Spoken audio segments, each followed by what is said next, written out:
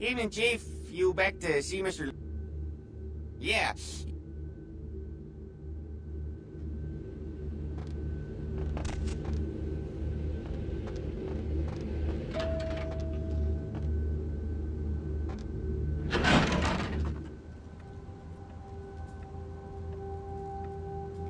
I've said all I need to for now.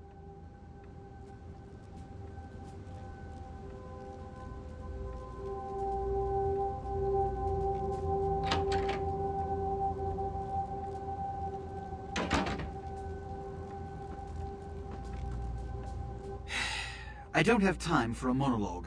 Give me the bullet points of what you saw. And the Ankaran sarcophagus. What did you see? Opened? Let's not jump to conclusions. Give me the manifest in your note. Those were the primogen. Each minor... Every problem that's brought to me. I'm assigning you something that... Go see. Yes. When we hear from Grout, you may come back. Until then.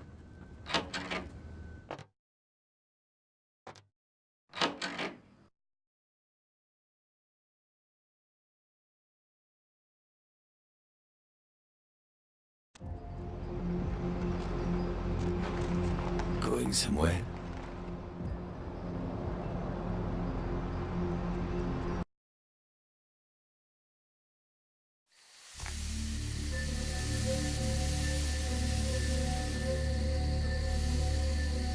You? What are you doing here? No? You should get out of here. This place is bad.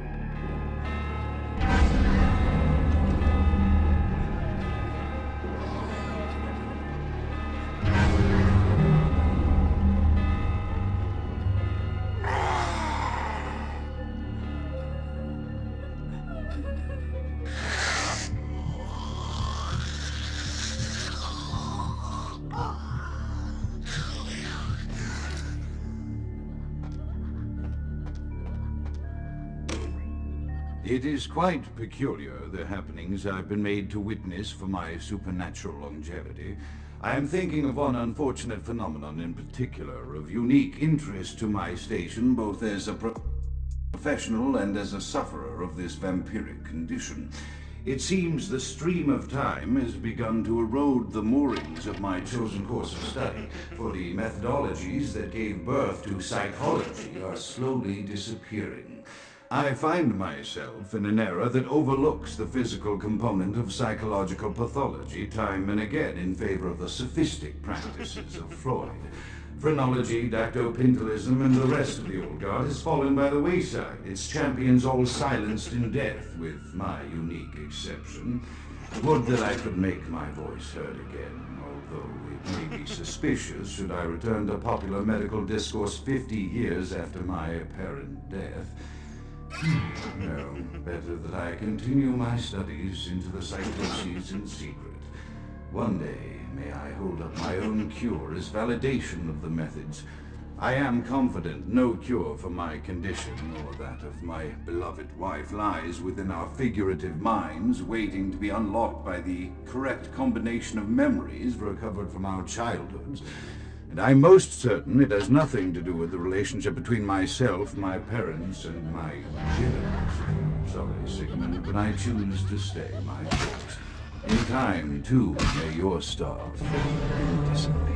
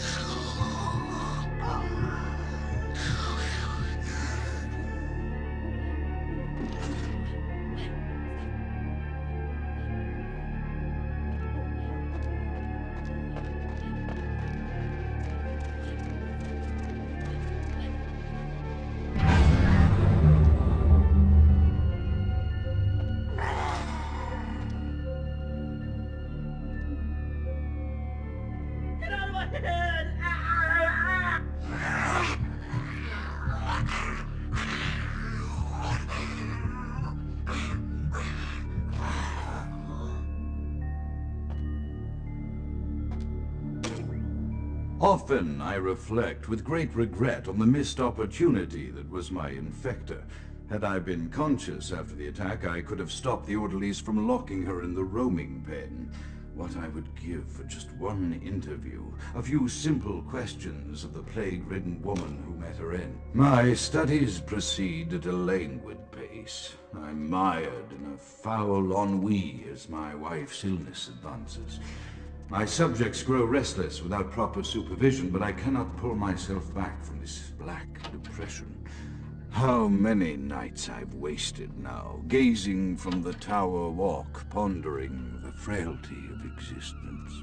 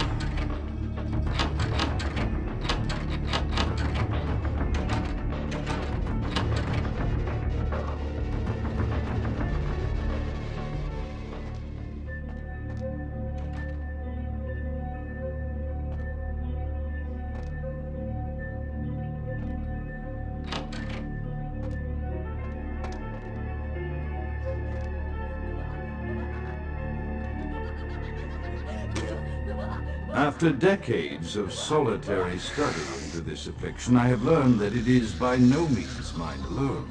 Indeed, the city is home to an entire society of similarly afflicted individuals with whom I've only recently made contact. They are an understandably standoffish sort, by and large, but I have been able to confirm with them that the condition is indeed vampirism, which apparently comes in a multitude of strains, each with a spectacular set of symptoms such as invisibility and even a sort of lycanthropy. Through numerous official interactions with the governing body of this secret society, I have concluded that their fundamental understanding of the vampiric condition is woefully lacking and mired in suspicion and pseudo-religious dogma that would make a Turk balk for its strictures. Indeed, they seemed impressed with my studies and the eloquence with which I was able to present them. Apparently, the typical sufferer of my particular strain of vampirism is far from the vampire king's English. So impressed were they that they even offered me an office in their government, a rather high office by the sound of things. I believe I shall accept. If nothing else, it should provide a lofty vantage point from which to observe the breadth and epidemiology of the affliction, so that I may move more expeditiously toward a cure.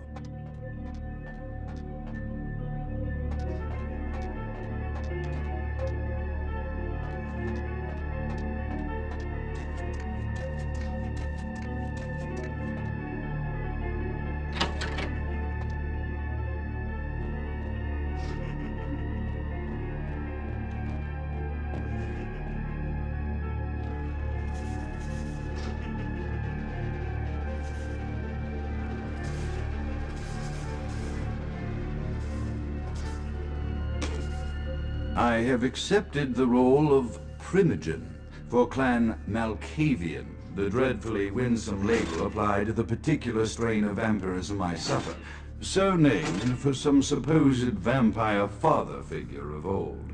More poppycock grown from a backward culture that seems interminably drawn to children's tales and the fiction of Victorian romance, when it should concern itself with the science behind their suffering. No matter. For I have taken this office for no greater reason than to advance my research.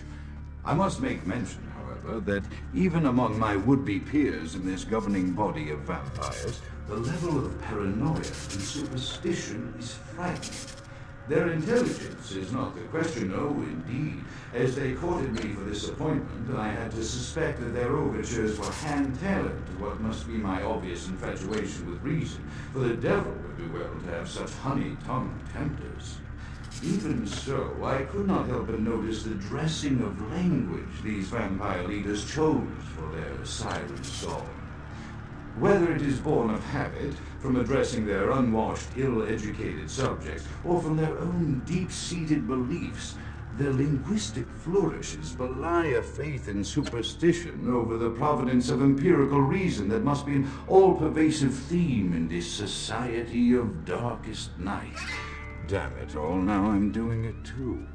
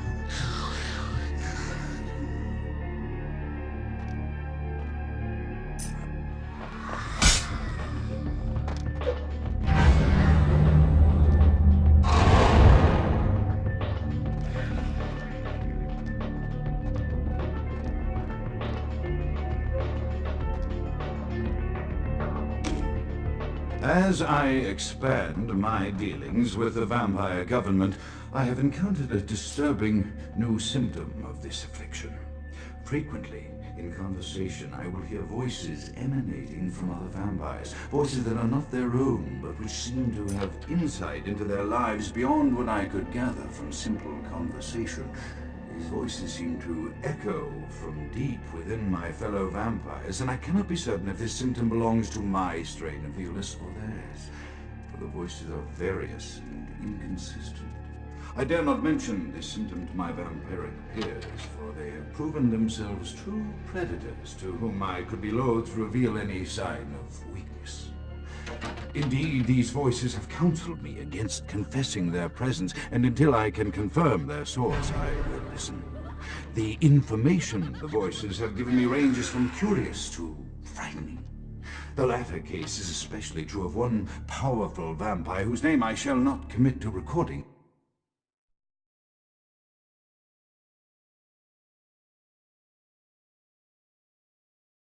In the interests of self-preservation.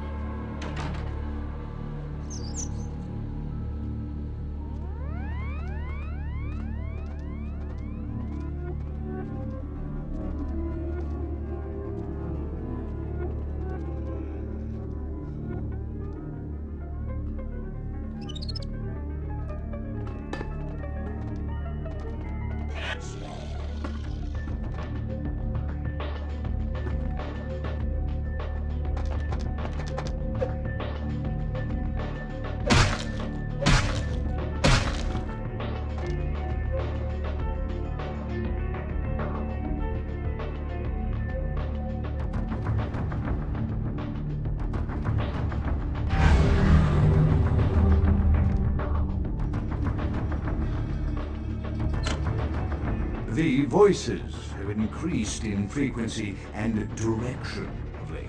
They have begun to stay with me long after conversation has ceased and are serving as quite a distraction. I fear others are beginning to notice my preoccupation at the vampire gatherings. I am thinking again of the particular vampire of whom I spoke previously, who I dare not name for my growing fear. If the voices are to be believed, then I am no longer safe. I know it. The voices have proven themselves authentic, and I have withdrawn from the Vampire Society entirely. My absence will no doubt draw attention, but I could no longer hold my fragile composure around the ravenous eyes of my vampire peers.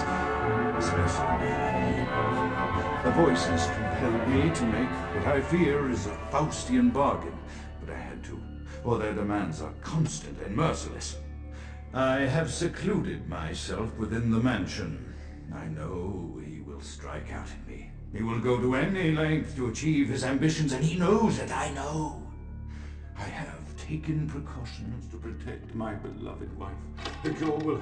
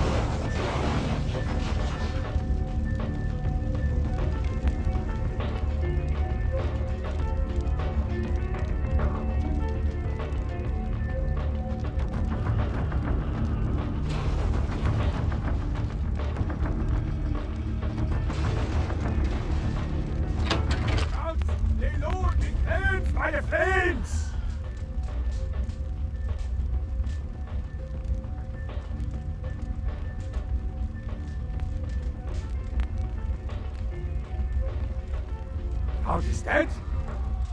It could not be by my hands. No matter.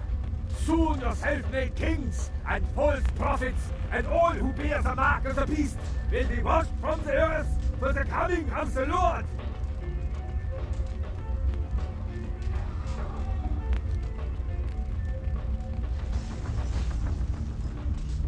As you burn, tell them it was Grünfeld Bach who sent your damned soul to that lake of fire. All agents of Satan shall return to whence they came.